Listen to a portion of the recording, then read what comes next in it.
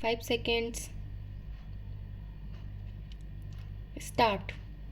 I should like now to make a few observations on the budget. This budget marks a turning point in the history of our country.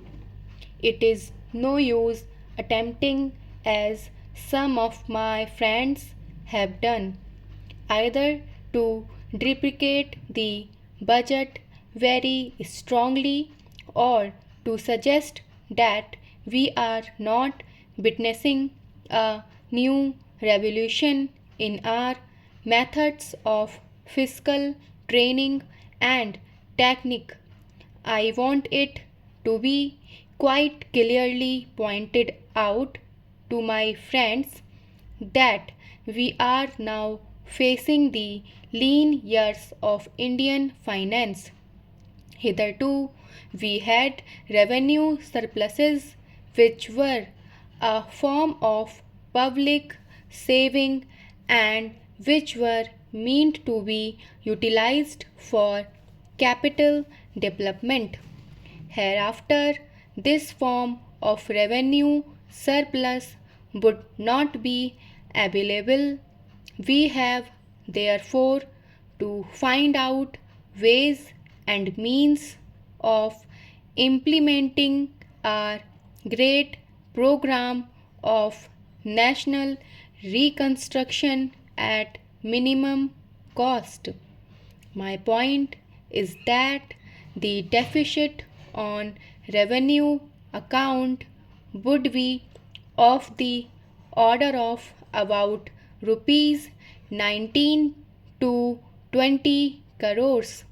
Here, let me point out that I do not agree with those of my friends in the finance department who have attempted to suggest that rupees 9 or 18 crores which are obtained from Pakistan should be put to the revenue side of the budget.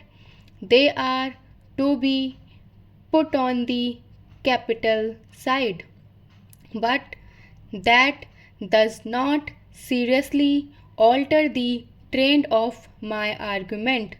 What I am suggesting is that we would have to be prepared for a deficit of a much higher order even on the revenue side.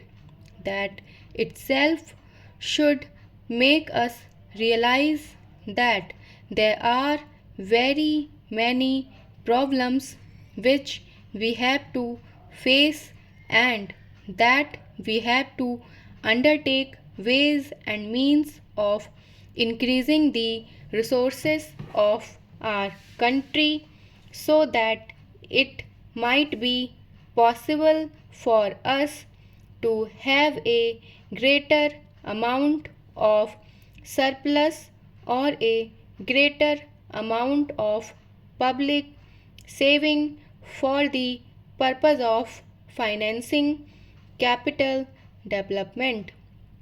The finance minister, in the course of his speech, Mr. Deputy Minister pointed out that the deficits during the past 2 years were of the order of rupees 83 crores. I venture humbly to disagree with him because I feel that when we are talking of deficits, we must take into account the overall deficit incurred by the central government and that would be of the order of rupees 200 crores. During the years of relatively light expenditure, we had a shortfall of about rupees 200 crores.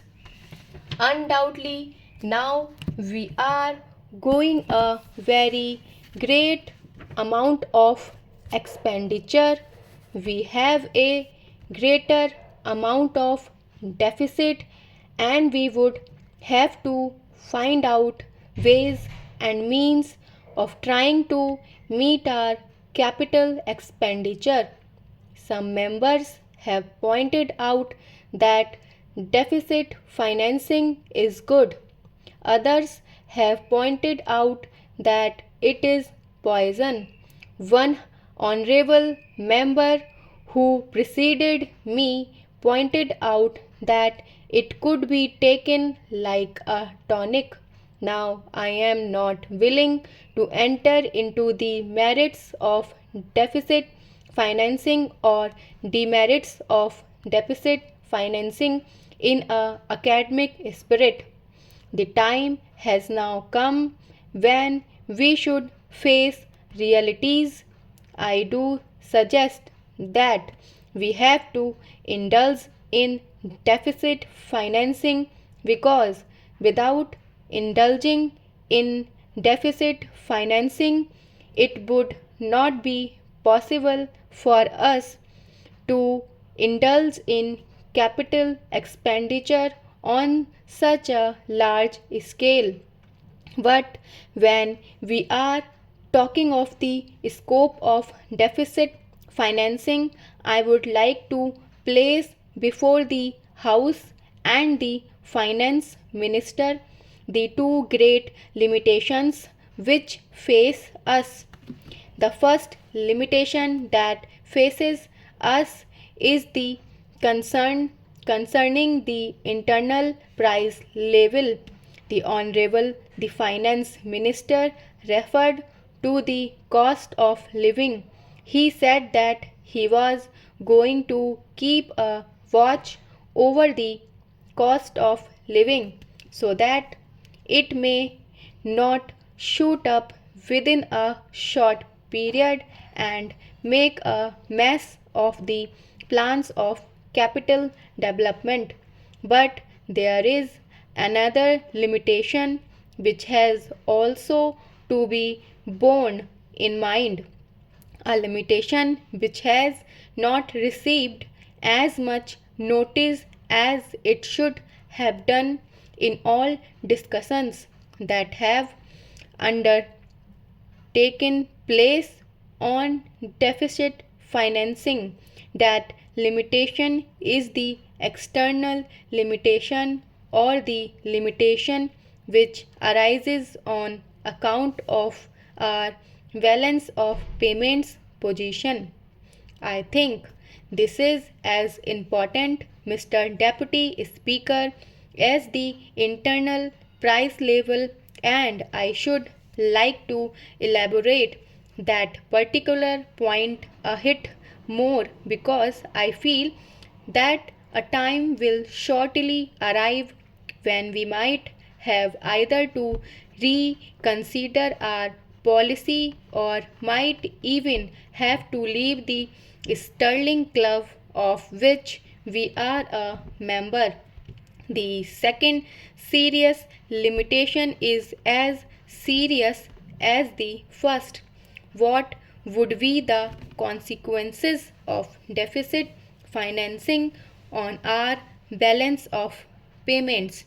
The finance minister in his budget speech point out that so far as the balance of payments position is concerned, they have now, whether it is by a accident or design, a favorable balance, and they have contributed about rupees 63 crores to the dollar pool during the past 6 months.